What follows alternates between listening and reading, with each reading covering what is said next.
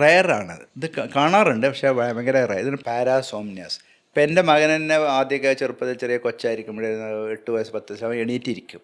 എണീറ്റിരുന്ന് ഇങ്ങനെ തിരിഞ്ഞു നോക്കും, എന്തൊക്കെ പറയാൻ ശ്രമിക്കും. നമ്മൾ പിടിച്ച് കിടത്തിയാൽ കിടക്കുകയും ചെയ്യും.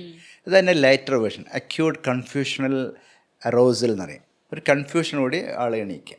വേറെ ഒരു തരത്തിൽ ആൾ എണീറ്റ് നടക്കുന്നതാണ് സോംനാംബുലിസം, സ്ലീപ്പ് വാക്കിംഗ്. വേറെ ചിലരുടെ സ്ലീപ്പ് ടോക്കിംഗ്, അതെ, സംസാരിക്കുക. എൻ്റെ വൈഫൊക്കെ പലപ്പോഴും സംസാരിക്കാറുണ്ട്. അപ്പോൾ ഞാൻ വിളിച്ച് പെട്ടെന്ന് ഇതായിട്ട് ചെയ്യല. അപ്പോൾ സ്ലീപ്പ് ടോക്കിംഗ് ഉണ്ടാവുക, സ്ലീപ്പ് വാക്കിംഗ് ഉണ്ടാവുക. പല ആൾക്ക് പലതരം കോംപ്ലക്സ് ആക്റ്റും ചിലപ്പോൾ സ്ലീപ്പിൽ വരാം. ഉദാഹരണം പറയാം, ചിലപ്പോൾ ഭക്ഷണം കഴിക്കുക, ചിലർക്ക് അടുക്കളയിൽ പോയിട്ട് ഭക്ഷണം ഉണ്ടാക്കി കഴിക്കുന്ന ആളുകളുണ്ട് ഉറക്കത്തിൽ.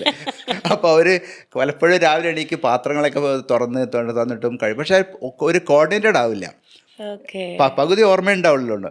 അപ്പോൾ അതുകൊണ്ട് തന്നെ അവർ പോയിട്ട് ഭക്ഷണം കഴിച്ച് അതെല്ലാം എടുത്ത് വന്ന് കഴിക്കും. രാവിലെ ആരെ കഴിച്ചു കഴിക്കുമ്പോൾ ഇയാൾക്ക് അറിയുണ്ടാവും. അതുപോലെ പല ആക്റ്റും അതുപോലെ ചിലപ്പോൾ ചെയ്യാം, ഓർമ്മ ഉണ്ടാവണമെന്നില്ല. അതൊക്കെ സ്ലീപ്പ് അത് ഡീപ്പർ സ്റ്റേജ് 3, 4 വരുന്ന ഒരു സംഭവമാണ്.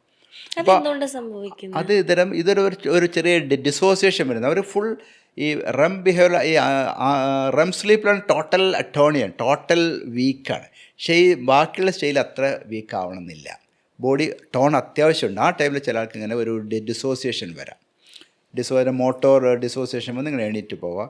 അത് ട്രീറ്റബിളാണ്. ഇങ്ങനെ പ്രത്യേകിച്ച് വലിയൊരു കുഴപ്പമുള്ളതൊന്നുമല്ല. ചില സിമ്പിൾ മരുന്ന് കൊണ്ട് കൊടുത്താൽ, അല്ലെങ്കിൽ ട്രെയിനിങ്ങോ, അല്ലെങ്കിൽ പലപ്പോഴും ഒരു സ്ട്രെസ് ഉണ്ടാവുക, അല്ലെങ്കിൽ ശബ്ദം ഉണ്ടാവുക, അല്ലെങ്കിൽ ഒച്ച ഉണ്ടാവാം.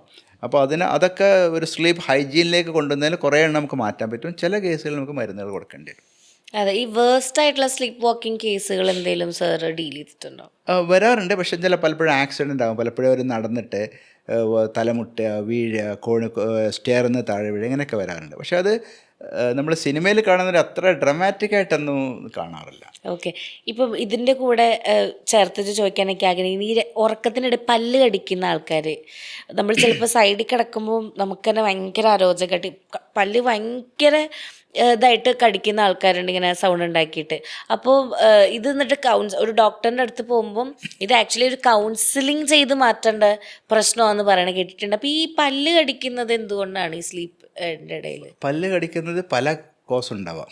ഒന്നിൽ ചിലപ്പോഴേ പലതരം സ്ട്രെസ് ഉണ്ടാകും. ചിലപ്പോഴും ഉദാഹരണം പറയുക, വയറിൻ്റെ ബുദ്ധിമുട്ടുകൾ, ഗ്യാസ്ട്രൈറ്റിസ്, അല്ലെങ്കിൽ കോൺസ്റ്റിപ്പേഷൻ, യൂറിനറി ഇഷ്യൂസ്, പെയിന്, അതുപോലത്തെ പല ബോഡിയിലെ ഇഷ്യൂസ് ഉണ്ടാവും ചിലപ്പോഴേ.